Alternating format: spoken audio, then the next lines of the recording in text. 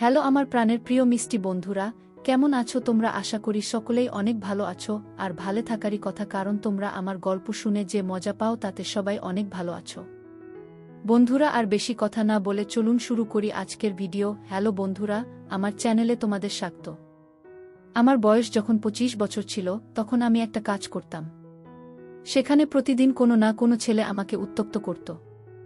কারণ ছিল আমার সৌন্দর্য আর সবার থেকে আলাদা চেহারা। একদিন আমার শ্বশুর আমাকে দেখে কাছে ডাকলেন। তিনি যে কথা বললেন সেটা আমি কল্পনাও করতে পারিনি।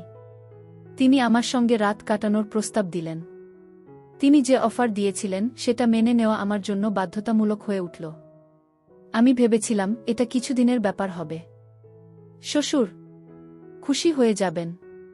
কিন্তু সেই রাতে আমার হুঁশ উড়ে গেল। শ্বশুর সারা রাত আমার সঙ্গে। আমার পরিবারের আর্থিক অবস্থা ভালো ছিল না, তাই আমার বিয়ে তাড়াতাড়ি করে দেওয়া হয়েছিল। বিয়ের 1 বছর হয়ে গিয়েছিল, কিন্তু তবু মনে হতো আমি যেন এখনো কুমারী। আমাদের বাড়ির অবস্থা এমন ছিল না যে আমরা পরিবার বাড়ানোর কথা ভাবতে পারি। আমার স্বামী বলতেন, যতক্ষণ না টাকা জমছে ততক্ষণ আমরা বাচ্চা নেব না। গিয়ে আমার বেশিরভাগ সময় কাটত চিন্তাভাবনা আর আকাঙ্ক্ষায়। আমার টাকা রোজগারের খুব শখ ছিল, তাই আমি বাড়ির কাছেই একটা জায়গায় কাজ শুরু করলাম। সেখানে অনেক মেয়ে কাজ করত। আমাদের দিনের শিফট ছিল, প্রায় ছেলেরা রাতেও কাজ করত। আমি এতটাই সুন্দরী ছিলাম যে সেখানে থাকা সব ছেলে আমাকে তাকিয়ে থাকত। মেয়েরাও আমার প্রতি ঈর্ষান্বিত হতো। কিন্তু আমার ধারণা ছিল না যে একদিন আমার এই সৌন্দর্যই আমার জন্য বিপর্যয়ের কারণ হয়ে উঠবে। আমি কখনো ভাবিনি যে আমি নিজের সম্মান একটা থালায় সাজিয়ে কারো সামনে তুলে দেব। আজও আমি সারারাত স্বস্তিতে ঘুমোতে পারিনি। চোখ বন্ধ করলেই নোটের স্তূপ আর গাড়ির দৃশ্য চোখে ভাসত। আর চোখ খুললেই সেই পুরনো দৃশ্য দেখতে পেতাম। এত গরমেও আমার স্বামী ঘামে ভিজে নিশ্চিন্তে ঘুমোচ্ছিল। কাল অবধি আমিও গরমে ঘুমিয়ে পড়তাম। কিন্তু আজ যা শুনলাম তাতে আমার ঘুম উড়ে গেছে। আমি এই কাজের জন্য শ্বশুরের কাছে কয়েকদিনের সময় চেয়েছিলাম। বাড়ি ফেরার পর থেকে শুধু এটাই ভাবছিলাম, কি করব না। 10 লাখ কোনো ছোট রকম নয়। কিন্তু সেই টাকার বদলে শ্বশুর যা চেয়েছিলেন সেটাও সামান্য নয়। কারণ আমি একজন বিবাহিত মহিলা। আমি কিভাবে তার সঙ্গে এসব করতে পারি? এখনো আমার স্বামীও খুব কমই আমার কাছে এসেছে। কিন্তু শ্বশুরের সঙ্গে আমি কিভাবে? আমার মধ্যে এত সাহস কোথায় যে কিছু না ভেবে তার সামনে হাজির হয়ে যাই? প্রথমে শ্বশুরের কথা শুনে আমি না করে দিয়েছিলাম, কিন্তু পর মুহূর্তে আমার গরিবী মনে পড়ে গেল। আমি শ্বশুরকে বললাম, আমাকে আরও কয়েকদিন সময় দিন। আমার ভাবার জন্য সময় চাই। তিনি বললেন, 2 দিনের বেশি সময় দিতে পারবো না। আমার এই কাজটা খুব তাড়াতাড়ি করতে হবে। তোমার যদি ইচ্ছে থাকে তাহলে এটা কিছু সময়ের ব্যাপার। কাজ হয়ে গেলে তুমি ফিরে যেতে পারবে। আমি থাকার ভালো ব্যবস্থা করে রেখেছি। তবু তুমি বলছো, তাহলে 2 দিন সময় আছে। ভেবে নিও। আমি মাথা নেড়ে বাড়ি ফিরে এলাম। বাড়ি আসার পর থেকে আমার মন শুধু শ্বশুরের সেই কথায় আটকে ছিল। আমি একটা কোম্পানিতে চাকরি করতাম। সেই কোম্পানির বস ছিলেন আমার শ্বশুর। আমার স্বামীকে কয়েক বছর আগে আলাদা করে দেওয়া হয়েছিল। তিনি আলগা থাকতেন। আমরা দুজনের সম্পর্কে কেউ জানত না যে আমরা স্বামী স্ত্রী।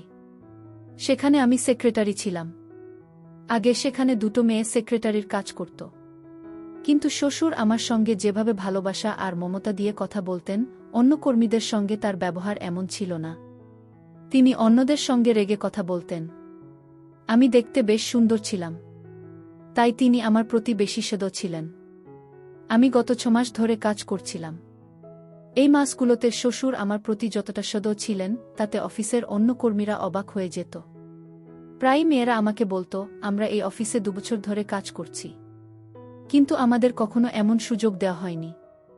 আর তুমি কয়েক মাস হলো চাকরি শুরু করেছ, তোমার বেতন বাড়িয়ে দেওয়া হয়েছে, বোনাসও দেওয়া হয়েছে। তুমি এমন কি কাজ করো? এর পিছনে অন্য কোনো কারণ নেই তো? আমি নিজেও শ্বশুরের এই অতিরিক্ত সদয়তার কারণ বুঝতে পারছিলাম না। একটা মেয়ে বলল, বস এই মেয়ের সৌন্দর্যের পাগল। তার সৌন্দর্যের সুযোগ তিনি এখন নিচ্ছেন। তাকে বিশেষ সুবিধা দেওয়া হচ্ছে। নইলে এই মেয়ের মধ্যে আর কোনো গুণ নেই। বস এই কাজের জন্য আরও অনেক মেয়েকে ব্যবহার করেছেন।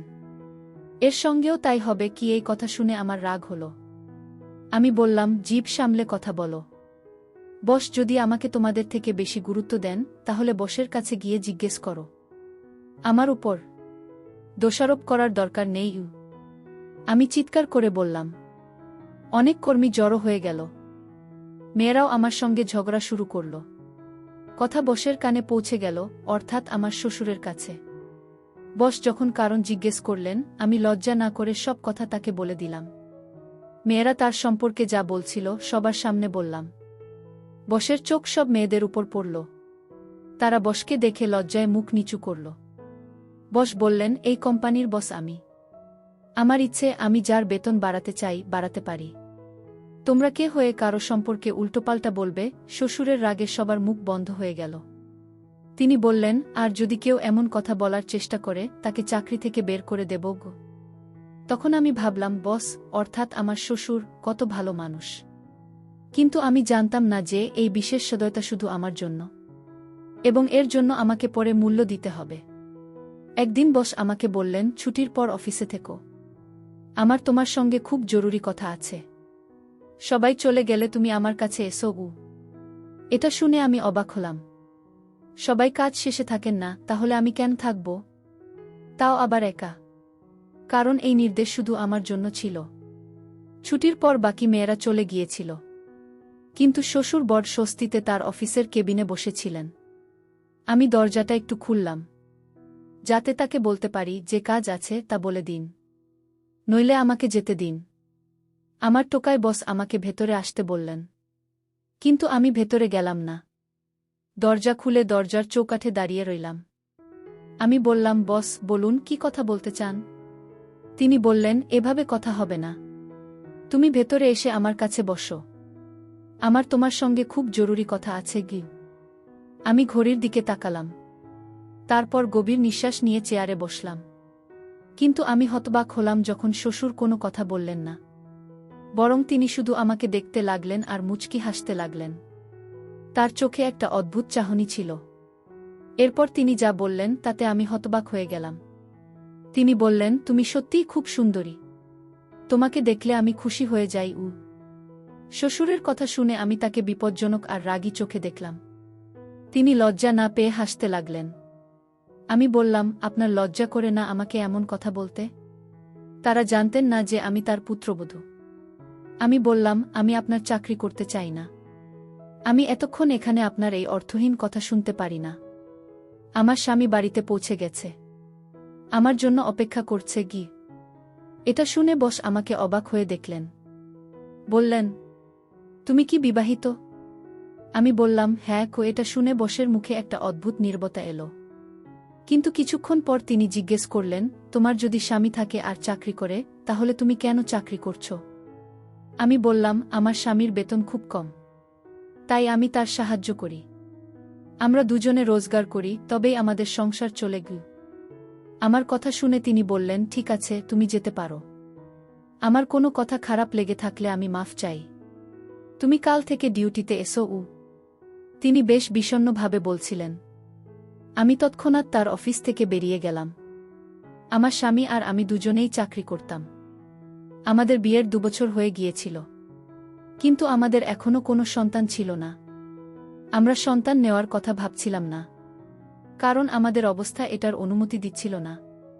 আমাদের স্বপ্ন ছিল, প্রথমে আমরা কষ্ট করে নিজেদের একটা বাড়ি কিনব, আমাদের গরিবি দূর করব, তারপর সন্তানের কথা ভাবব। এই ব্যাপারে আমাদের দুজনের মতো একই ছিল। শুরুতে সব কিছুদিন পর আমার শ্বশুর আমাকে বললেন, তার আমার সঙ্গে খুব জরুরি কথা আছে।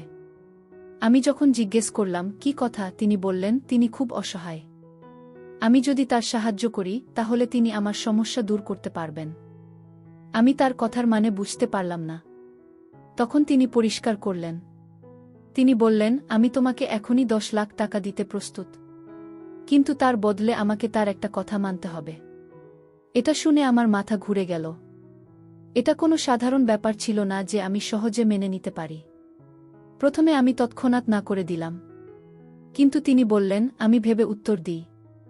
আমি চিন্তায় পড়ে গেলাম, কারণ সেই টাকার পরিমাণ অনেক বড় ছিল। এতে আমাদের গরিবি দূর হতে পারত। তাই আমি তার কাছে 2 দিন সময় চাইলাম। তিনি বললেন, 2 দিনের বেশি সময় দিতে পারবেন না। আমাকে 2 দিনের মধ্যে উত্তর দিতে হবে। এখন আমাকে এই বিষয়ে আমার স্বামীর সঙ্গে কথা বলতে হতো। এতদিন আমরা দুজনে একে অপরের সঙ্গ দিয়েছি। আমাদের অবস্থা ভালো করার জন্য কষ্ট করেছি। কিন্তু এখন যে কথা আমাকে বলতে হবে সেটা কোনো সাধারণ কথা ছিল না। আমার বিশ্বাস ছিল আমার স্বামী না করে দেবে। কিন্তু যদি সে মেনে নিত তাহলে মাত্র 1 বছরের ব্যাপার। তারপর আমরা ধনী হয়ে যেতাম। একটা সুখী জীবন যাপন করতে পারতাম। কিন্তু এটা এত সহজও ছিল না যে আমি স্বামীর কাছে সহজে বলে ফেলতে পারি। আমার ভয় ছিল রাগের মাথায় সে যদি আমার গালে চড় মারে। কারণ এটা তার সম্মানের প্রশ্ন। কোনো পুরুষই তার সম্মান নিয়ে এমন কথা সহ্য করতে পারে না। আমার সারারাত অস্থিরতায় কেটে গেল। শুধু এটাই ভাবছিলাম স্বামীর সঙ্গে কিভাবে কথা বলবো। আমার কাছে মাত্র 2 দিন ছিল। এর মধ্যে একটা সিদ্ধান্ত নিতে হবে। আমাদের বাড়িতে খরচ বেশি ছিল আর আয় কম। আমাদের অবস্থা এমন ছিল যে আমরা দুজনে মিলে কাজ করলেই মাস চলত। এই আয়ে আমরা কখনো নিজেদের বাড়ি বানাতে পারতাম না। তবু আমি কষ্ট করছিলাম যাতে টাকা জমিয়ে আমরা নিজেদের একটা বাড়ি কিনতে পারি। মাথায় শুধু একটা কথাই ঘুরছিল, কিভাবে কথা বলবো যাতে আমার স্বামী আমার কথা মেনে নেয়। রাতে আমি তার পছন্দের খাবার বানালাম। সেটা দেখে তার মুখে খুশি ফুটল। তারপর সে বলতে লাগল, এই জিনিসটা বানিও না। এটা খুব দামি। জানো তো আমাদের বাড়ির অবস্থা কেমন। এই টাকায় আমাদের 4 দিনের খাবার চলত। তুমি একদিনেই এত খরচ করে ফেললে। আমি বললাম, আমরা সারা জীবন এই ভেবে কাটাবো যে এখান থেকে টাকা বাঁচালে ওখানে কাজে লাগবে। কখনো ভাবতে পারি না যে না ভেবে টাকা খরচ করব। যা চাই খাবো, যা চাই কিনব। আমার কথা শুনে সে বলল, অবস্থা তোমার সামনে। আমাদের ভাগ্যে এসব নেই। আমি বললাম, আমি একটা কাজ পেয়েছি। তুমি যদি আমার সঙ্গ দাও তাহলে 1 বছরে আমরা লাখপতি হতে পারি। আমার কথা শুনে সে খাওয়া ভুলে গেল। বলল, কি বললে তুমি? এমন কোনো কাজ পেলে? আমি ভয়ে ভয়ে ধীরে ধীরে সব কথা বললাম। সে খুব শান্তভাবে আমার কথা শুনল। কিছুক্ষণ কিছু বলল না। ভাবতে লাগলো আর আমার দিকে তাকাতে লাগল। আমি তার উত্তরের অপেক্ষায় ছিলাম।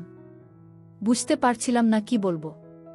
তারপর আমি বললাম, আমি ভাবছি কাল গিয়ে বসকে না করে দেব গো। এটা শুনে সে আমার দিকে গভীরভাবে তাকালো। বলল, তুমি আমাকে খুব বড় পরীক্ষায় ফেলে দিয়েছ। কিন্তু তোমার বস যে টাকার কথা বলেছে সেটা এত বেশি যে আমি বুঝতে পারছি না তোমাকে কি উত্তর দেব গো। সম্ভবত সেও আমার মতোই দ্বিধা ছিল। এই কঠিন সময়ে সেও বুঝতে পারছিল না কি করবে কি করবে না। তারপর সে আমাকে বলল, ঠিক আছে, তুমি তোমার বসের কথা মেনে নাও। আসলে আমার বস বলেছিলেন যে তিনি সন্তানহীন। আমার শ্বশুর একজন ধনী মেয়ের সঙ্গে পালিয়ে দ্বিতীয় বিয়ে করেছিলেন। তার স্ত্রী বন্ধ্যা। তার কোনো সন্তান হতে পারে না। কিন্তু তিনি তার স্ত্রীকে ছাড়তে পারেন না। কারণ সমস্ত ব্যবসা আর সম্পত্তি তার স্ত্রীর নামে। তিনি বললেন তার সন্তান চাই। আমি খুব সুন্দরী বলে আমাকে দেখে তার এই চিন্তা এসেছে। তাই তিনি আমার প্রতি এতটা সদয় ছিলেন। আমি যদি বিবাহিত না হতাম তাহলে তিনি আমার সঙ্গে বিয়ে করতেন। সন্তান হওয়ার পর আমাকে তালাক দিয়ে দিতেন। কিন্তু তিনি শুধু সন্তানের জন্য বিয়ে করতে চান। আমি যেহেতু বিবাহিত তাই তার এতে আপত্তি নেই। যদি আমার স্বামী রাজি হয়ে আমাকে তালাক দেয় তাহলে তিনি আমার সঙ্গে বিয়ে করবেন। সন্তান হওয়ার সঙ্গে সঙ্গে তিনি আমাকে তালাক দেবেন। তালাক দেওয়ার পর আমার স্বামী আমার সঙ্গে আবার বিয়ে করবে। 20 লাখ একটা বড় টাকা। এতে আমাদের অবস্থা ভালো হতে পারে। এই কথাগুলো আমার বস অর্থাৎ আমার শ্বশুর আমাকে বলেছিলেন। আমার স্বামী জানত না যে তিনি তার বাবা। তাই আমার স্বামীরও কোনো আপত্তি ছিল না। পরদিন আমি গিয়ে বসকে আমার স্বামীর সম্মতির কথা জানালাম। তারপর আমার স্বামী আমাকে তালাক দিল। বস আমার সঙ্গে বিয়ে করলেন। সেই সময় বস আমাকে তার বাড়িতে নিয়ে গেলেন। তার স্ত্রী খুব সুন্দরী ছিলেন। কিন্তু আমাকে দেখে তার মুখের রং রাগে বদলে যেত। সে আমাকে বাধ্য হয়ে সহ্য করছিল। কিন্তু আমারও বসের প্রতি ভালোবাসা ছিল না। আমার উদ্দেশ্য ছিল টাকা আদায় করা। আমার বিয়ের 2 মাস কাটতেই আমি গর্ভবতী হয়ে গেলাম। এতে আমি খুব খুশি হইনি। কারণ বসের কথা মানা আমার বাধ্যতা ছিল, ভালোবাসা নয়। আমি তখনও শুধু নিজেকে ভালোবাসতাম। কিন্তু বস খুব খুশি ছিলেন। তিনি আমার আরও বেশি যত্ন নিতে লাগলেন। তার স্ত্রীও খুব খুশি ছিল। সে আমার খাওয়া দাওয়ার খুব খেয়াল রাখত। আমার সামনে জুস দিত, কখনো দুধ দিত। আমার ওষুধগুলো সময়মতো দিত। আমি দিন আর মাস গুনে গুনে কাটাচ্ছিলাম, যাতে তাড়াতাড়ি সন্তান হয় আর আমি মুক্তি পাই। আমি টাকা পাই, তারপর আমার স্বামীর সঙ্গে জীবন কাটাই, আবার তার সঙ্গে সন্তান নিই। যখনই আমি আমার স্বামীকে ফোন করতাম, সে খুব মনমরা হয়ে যেত। বলতো, আমি তোমাকে বলেছিলাম। কিন্তু আমার এখন বুঝতে পারছি এটা সামান্য ব্যাপার ছিল না গি। আমি তাকে বলতাম, এখন তো খুব কম সময় বাকি। যে দুঃখে আছো সেটা ছেড়ে দাও। মাত্র কয়েক মাসের ব্যাপার। সন্তান হলেই বস আমাকে তালাক দেবেন। আমি আবার তোমার সঙ্গে বিয়ে করব। আমাদের জীবনের সব কষ্ট দূর হয়ে যাবে। আমরা একটা সুন্দর বাড়ি কিনব, যেখানে সব আরাম থাকবে। নিজেদের গাড়ি নিয়ে ঘুরব। আমার কথা শুনে সে ফোন বন্ধ করে দিত। আমার চোখে তখন যেন স্বপ্ন সাজতে শুরু করেছিল। সময় যত এগোচ্ছিল, আমি ভাবছিলাম 20 লাখ টাকা কিভাবে খরচ করব। তারপর সেই সময়ও এলো। আমার অপেক্ষা শেষ হলো। আমি একটা ছেলের জন্ম দিলাম। সন্তান হওয়ার সঙ্গে সঙ্গে আমি তাকে বসের হাতে তুলে দিলাম। তারপর আমার স্বামীর কাছে চলে গেলাম। কিন্তু বাড়ির দরজায় টোকা দেওয়ার সময় আমার হাত থেমে গেল। কেউ দরজা খুলল না। আমি পড়শিদের বললাম দরজা ভাঙতে। আমি জানতাম এই সময় আমার স্বামী বাড়ি ছাড়ে না, কোথাও যায় না। তাহলে সে দরজা খুলছে না কেন? আমার মন খুব ঘাবড়ে গিয়েছিল। পড়শিরা দরজা ভাঙতেই দেখলাম আমার স্বামী বাড়িতে পড়ে আছে। আমি জোরে জোরে চিৎকার শুরু করলাম, কিন্তু অনেক দেরি হয়ে গিয়েছিল। সে আমার দুঃখ সহ্য করতে পারেনি। সে এই দুনিয়া থেকে চলে গিয়েছিল। আমি কাঁদতে কাঁদতে 4-5 দিন কাটিয়ে দিলাম। আমার কাছে আর কোনো পথ ছিল না। শুধু একটা ছিল, আমি বসের কাছে ফিরে যাই। তাকে বলি সে আমাকে সাহায্য করুক, কারণ আমি তার সন্তানের মা। কিন্তু বসের বাড়িতে পৌঁছতেই দেখলাম বস খুব খুশি। তার স্ত্রীকে জড়িয়ে ধরে সন্তানকে কোলে নিয়ে আদর করছেন। আমাকে দেখে তিনি মুচকি হাসলেন। বললেন, তোমার তো খুব তাড়া ছিল স্বামীর কাছে যাওয়ার। আরে, তোমার 20 লাখের চেকটা তো নিয়ে যাও। যার জন্য এসব করলে গু। তিনি পকেট থেকে চেক বের করে আমার হাতে দিলেন। সঙ্গে একটা কাগজ দিয়ে বললেন, এটা তোমার স্বাধীনতার অনুমতি। আমি তোমাকে তালাক দিয়ে দিয়েছি। তুমি যেতে পারো। এটা শুনে আমার মাথা ঘুরে গেল। আমি যদিও ফিরে এসেছিলাম, কিন্তু এখন আমি একদম অসহায় হয়ে গেলাম। একা হয়ে গেলাম। যার জন্য আমি এত বড় পদক্ষেপ নিয়েছিলাম সে সঙ্গীও রইল না। বসের চোখেও আমি আর রইলাম না। এই লোভ আমার থেকে আমার সঙ্গী কেড়ে নিল। তাই বলা হয়, লোভে কখনো কোনো পদক্ষেপ নেওয়া উচিত নয়। কি বলো? টাকা তো কঞ্জরদের কাছেও অনেক থাকে, কিন্তু তাদের কাছে সম্মান বলে কিছু থাকে না। তাদের মেয়েরা রোজগার করে আর ছেলেরা খায়, কিন্তু সেটা সম্মানের খাবার হয় না। সবসময় অল্প হলেও হালাল আর সৎ উপার্জনই যথেষ্ট।